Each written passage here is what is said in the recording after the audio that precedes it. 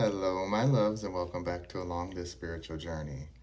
So, the embodiment of being sensual and being a hoe.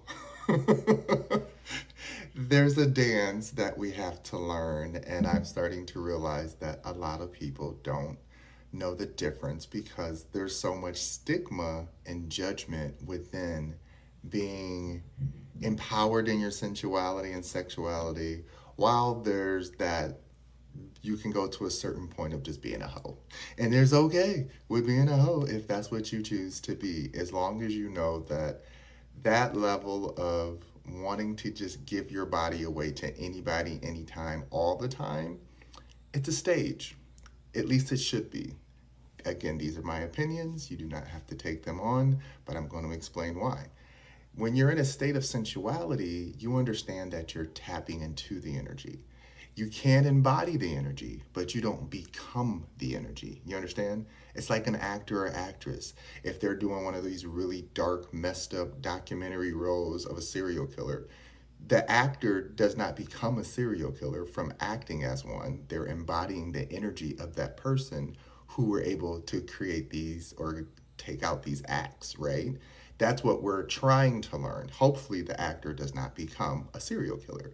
So, in the same aspect of sensuality, I have seen a lot of young women and men, gay, straight, or bi, doesn't matter, they get into this phase of wanting to express their energy in, let's say, group sex.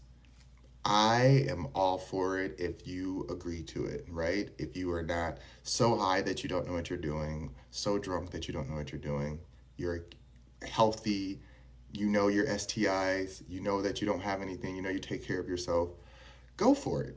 Experience it, learn it. But if every day of your life you're waking up to be in an orgy, to me that says that you're now becoming the energy versus embodying. It's the same as when you eat something sweet that you really love.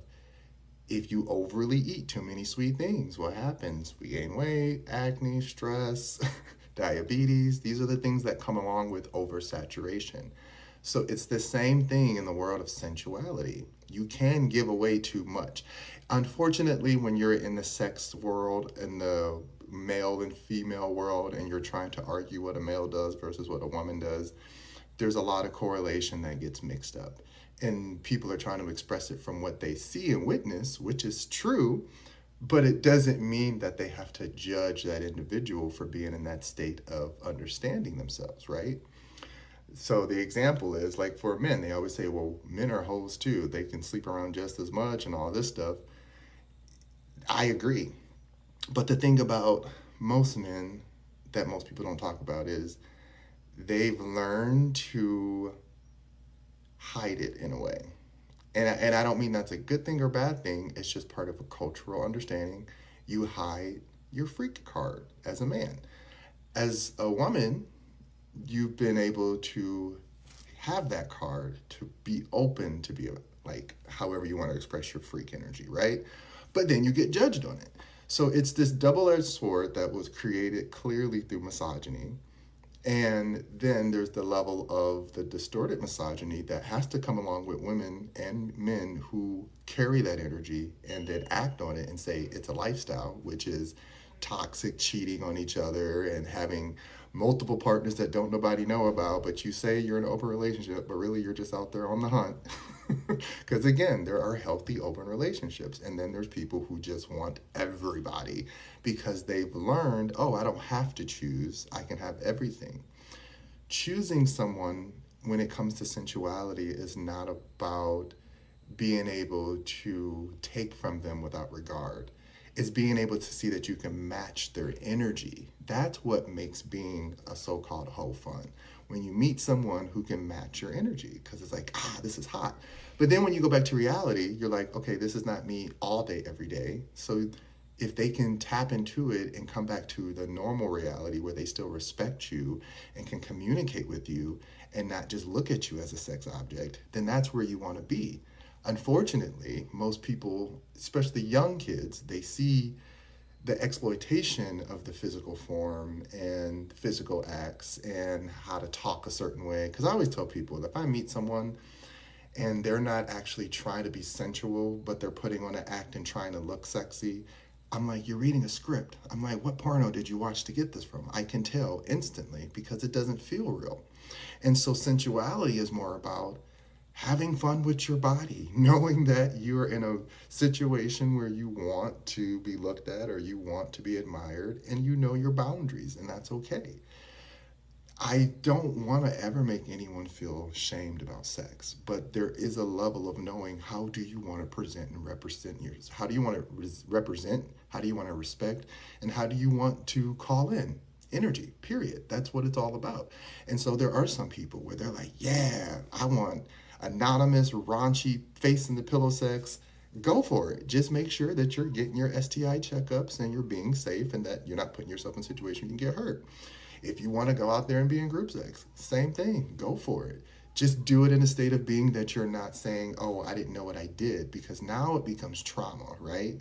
A lot of people take a lot of these moments that they call sexy, and it's sometimes traumatic for people. And because it's glorified as sexy, people want to reenact it. I am not one of those people who are going to yuck your yum, but if you're so convinced that you're supposed to replicate something that you watched, please go question why. Don't just go out into the everyday world and try to be it or do it. Question, why do you like it? Why does it tingle you? Why does it get you excited? These are normal questions to ask when it comes to sexuality and sensuality. But to just say, oh, the next girl did it or the next guy did it, why can't I? You do it, you put on the uniform, you put on the voice, you put on the act, you go out there and you perform the role, and then you get treated the way that role was meant to be treated, and you don't like it. And then you blame each other in this male versus female game, which doesn't make sense. It's either you know that you're playing the game of, I don't mind being a nasty, dirty slower, and you know that at any point in time you can tap out, and then you can go back to the world of modesty and whatever else you choose to be, as long as you're not judging those who are still doing it. Understand that sensuality is about expressing your confidence of your own body, right? Just how I just pulled myself up. It's like, I know I feel good about my body. I know that I can feel that energy pulsating through me. So I like to express it, being playful, being giddy, being cute. That does not always mean getting naked, giving away sex, or anything else. Now, if you want to do that, do that. But in every situation, there is duality. So you have to understand, am I dualistically on that border of being fun, freaky, nasty, or am I going too far into dark, dirty, treat me horrible because I need to be punished, right? There's so many attributes and aspects to the human mind and psyche, and then if you add emotions to it, it's going to get even more muddled. So pay attention to what energy you call in, and then do not go out there and blame the world because you're calling in that energy. Learn what costumes and games you play, and I'm not saying what people wear, they call in energy to be treated a certain way. What I'm saying is, if you put on a mindset that I'm gonna go out here and I'm gonna be the nastiest hoe, well, you're gonna call in distorted mindsets who think that that is normal to treat you that way. That's all I'm saying. The same as if you say, I'm going to go out there and show my body off and be cute and don't nobody better touch me.